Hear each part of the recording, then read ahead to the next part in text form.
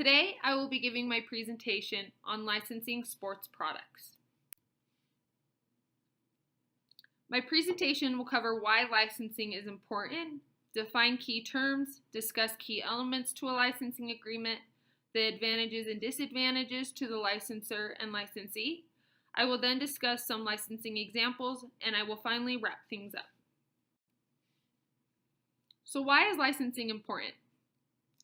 Sports licensing is an important element to have in your marketing plan for any sports team, organization, or individual athlete. It helps generate additional income. You are able to access target markets through different avenues, and sports licenses can help build strong brands.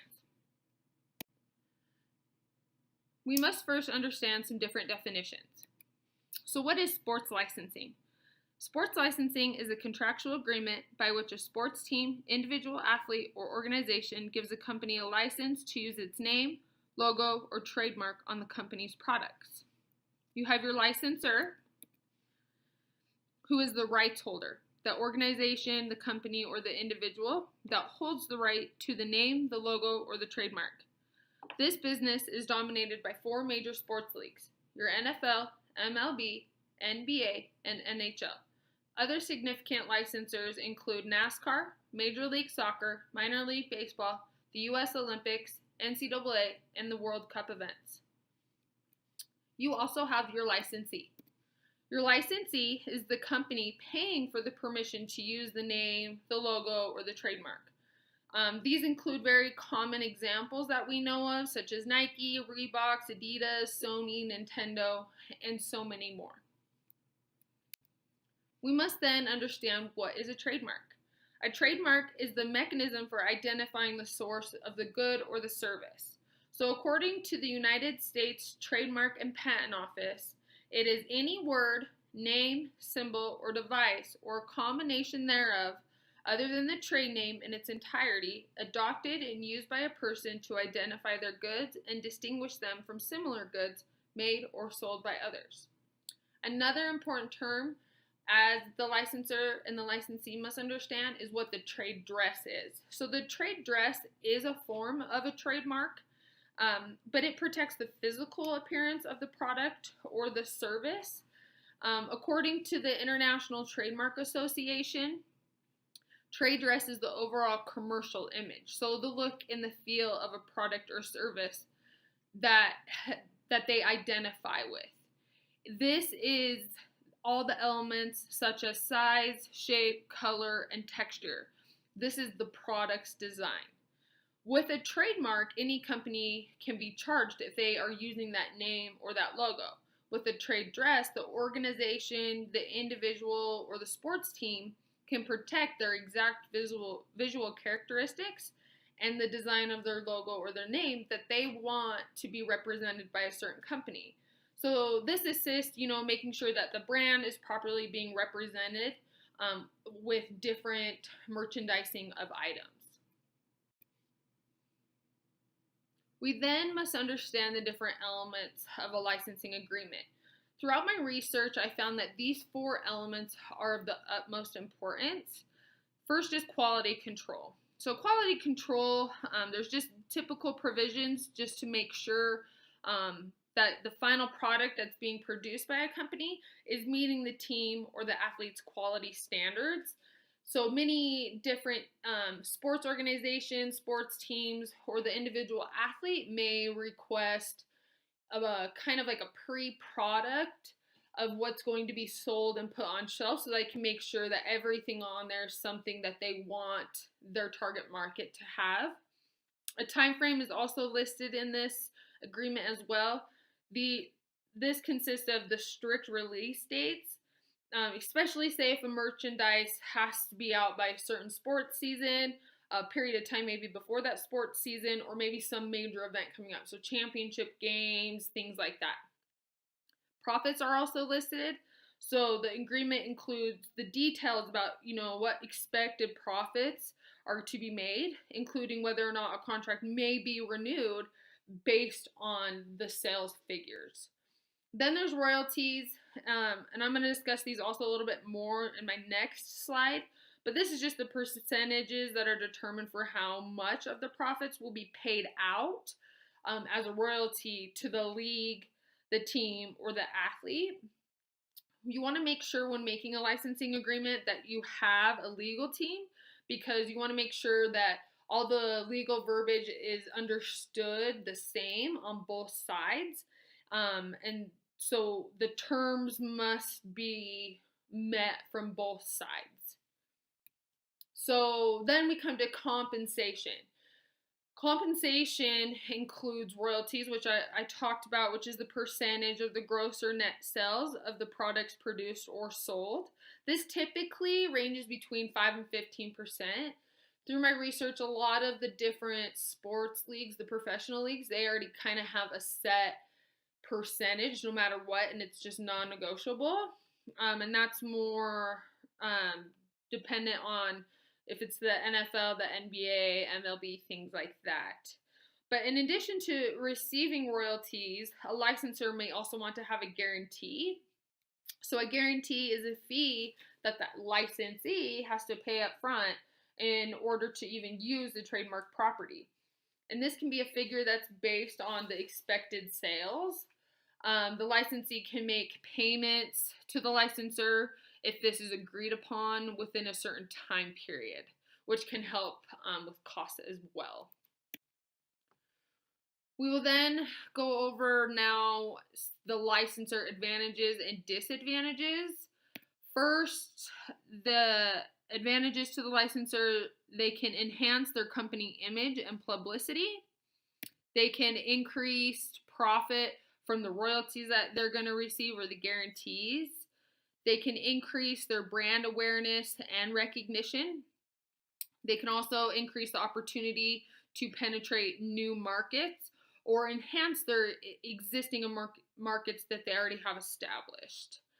They have a limited risk with the costs and the risks that do come with the manufacturing of products. So some disadvantages: they do run the risk for poor quality of a licensee's manufactured products. Their brand image could be impacted with consumers because of the poor quality products that are being produced. And the licensor also may lose some control over certain elements of the marketing mix. For example, the company may offer a lot of price reductions. It could just enhance or lessen the perceived image of the licensor. So now the different advantages and disadvantages for the licensee. For advantages, you have lower advertising and promotional costs because the name and the logo is already known and established. You have increased possibility of success and profitability by using the athlete's name, the sports team, or representing the certain organization. You have a greater chance of different major retailers across the United States and internationally accepting your products to distribute. And then you have also a greater level of brand awareness. And finally, you have international success is more probable because the sports you may be representing are universally known and accepted and appealing to customers.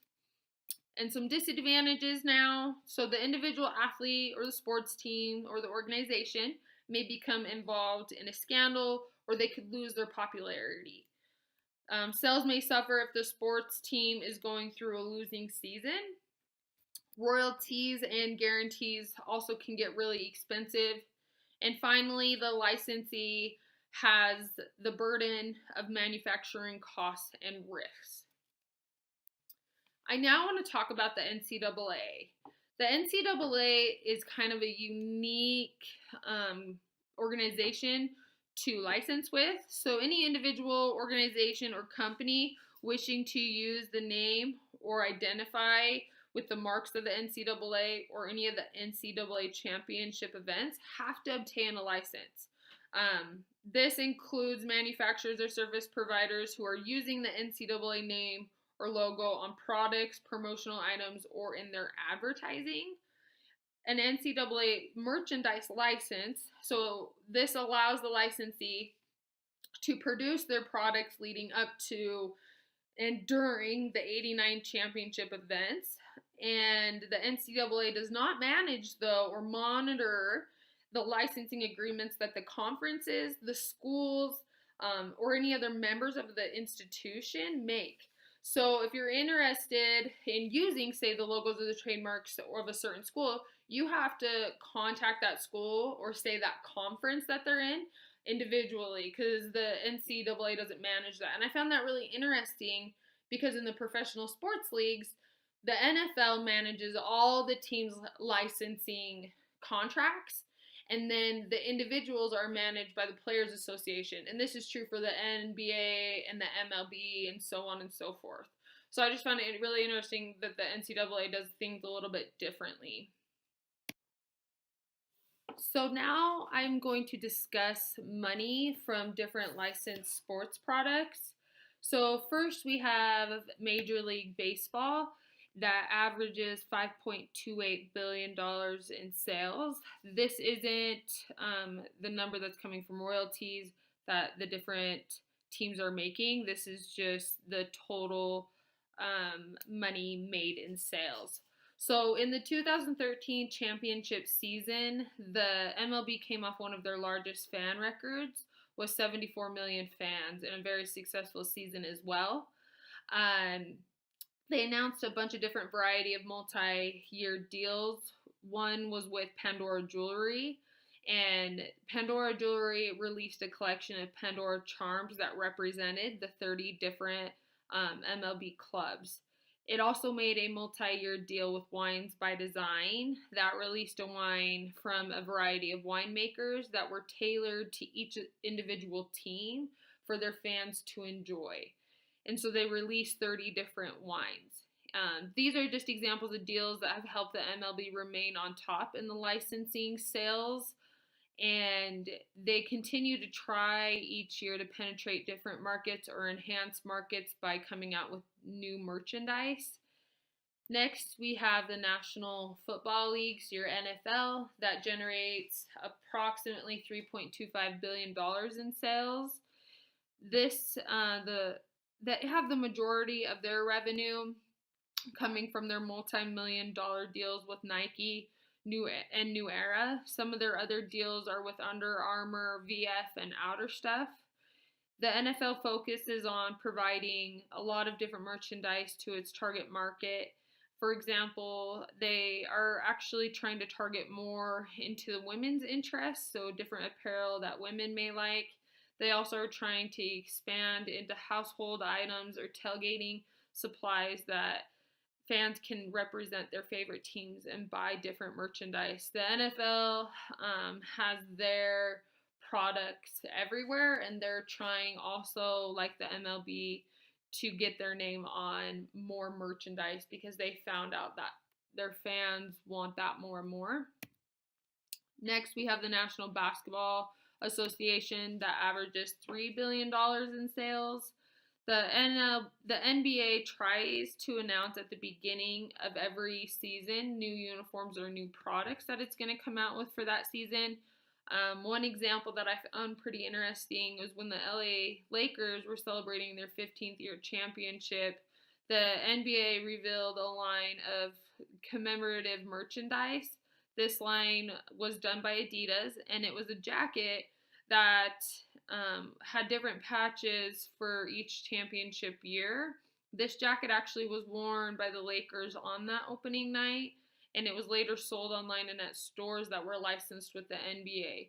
They found out by doing this that fans really wanted to connect to their teams more. They wanted to be a part of them, be like them, and wear things like them. And they've really expanded into this market. And I also know that the NFL has also done this recently. Next, we have the Collegiate Licensing Company. The Collegiate Licensing Company does represent the NCAA, but it also represents many universities and colleges across the United States. It's averaged $4.62 billion in sales.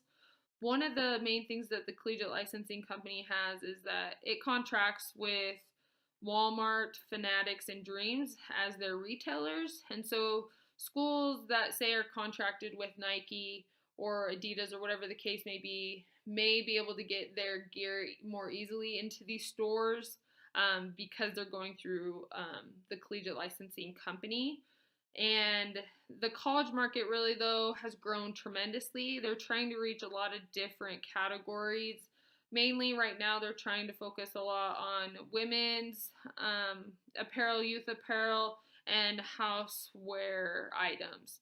This market is very unique, though, because it has a longer sales season than the professional leagues do. They're able to market their different items throughout pretty much a whole year, so 9 to 12 months throughout all their different sports teams. They can emphasize and keep representing the university as well. Finally, we have NASCAR. NASCAR generates on an average $1.3 billion in sales from licensed products.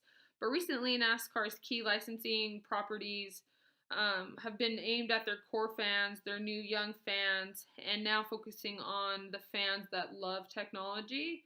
NASCAR's licensed products, with the technology, they're trying to get their fans to have that real car experience. So being in the car with the driver through some type of video imaging, and fans are really loving that.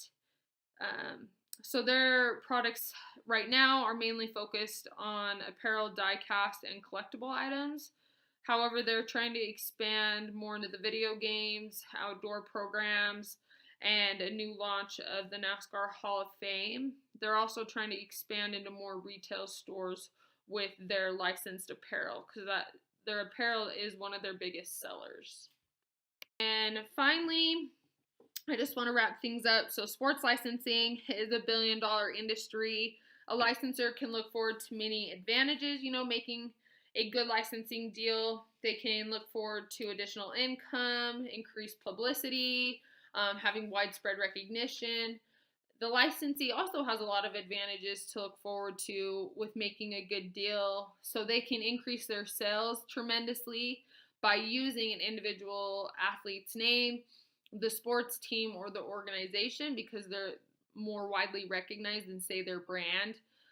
The future of this business in sports, of the sports licensing of products, is increasing every year. Everybody wants different merchandise with their favorite teams on them. It kind of helps them connect more. Fans feel really connected to their teams and want to represent them. This can help popularize the sport and generate massive streams of revenue for the industries as well that are involved.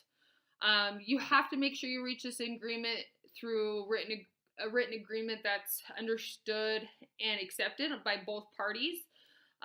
These agreements really can be capable of generating a big profitable partnership.